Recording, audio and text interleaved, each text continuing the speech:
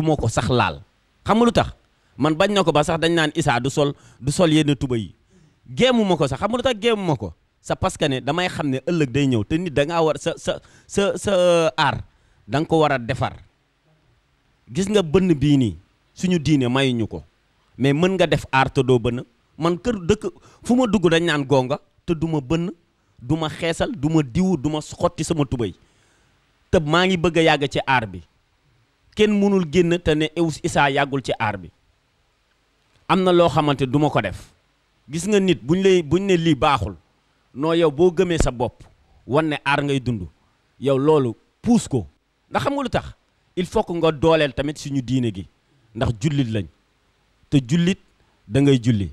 yaa ngi dégg da ngay jaamu yàlla am na loo xam ne bu ko diine bañee yow bañ ko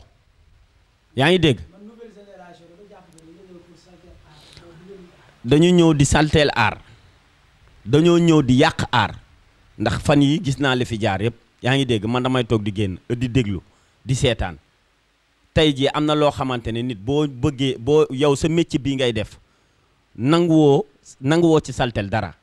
tey sa nawle boo ko gisee da nga koy respecté ndax jox ko cër ndax comportement bi nga xamante ne moom lay def ci métier bi mais boo tëddee sa kër gis koo xam ne dafa nekk ci métier bi xeesal bënn noppam ngay wax mu lay dam baaraam di la def nii yow si boppam yow da ngay toll benn moment boo xaman doo xam sax doo bëgg sax dund aar bi. waaw rafetlu ma ko xam nga lu tax rafetlu ma ko dañu toll benn moment boo xamante ne nit ñi buzz la ñuy soxla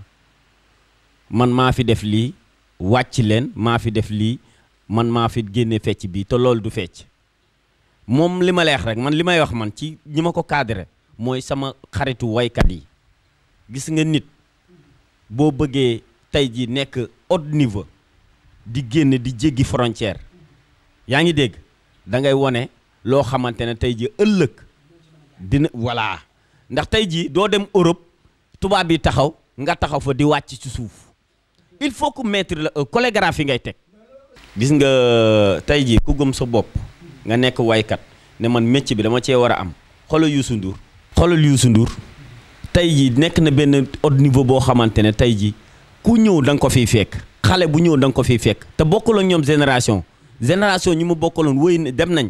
ba léegi mu ngi fi bokkul ñoom seen woy dañ koy décortiquer defar ko ba mu baax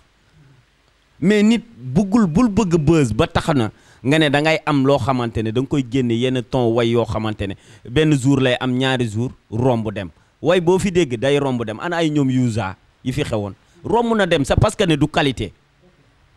mën nga toog ay 30 ans ba dem ba màgget di ko déglu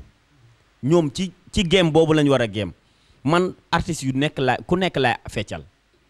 artiste bu nekk géejuwaay fii ñëpp laa feccal mais billaahi wallahi wa taala képp ku ma ci feccal dama naan lii ak lii ak lii ngay doxalee ku ma ci gëm baax na ku ma ci gëmul nag dama lay bàyyi sa yoonu bopp mais boo demee tuuti da ngay am rëkk-rëkk danaan pourtant man maa fi newoon de mais xaw ma lan moo ma fi jëlee nit da ngay gëm sa bopp liggéey pour ëllëg déglu naa benn émission benn télé ma dégg benn waykat wax loolu du ma wax turam nag te man maa ngi moom daan lañ liggéey ma ko doon wax loolu mu ne ma nit da ngay liggéey pour ëllëg moo tax buzz day jeex succès day jeex mais am na loo xamante ne way yoo xamante ne du mës a jeex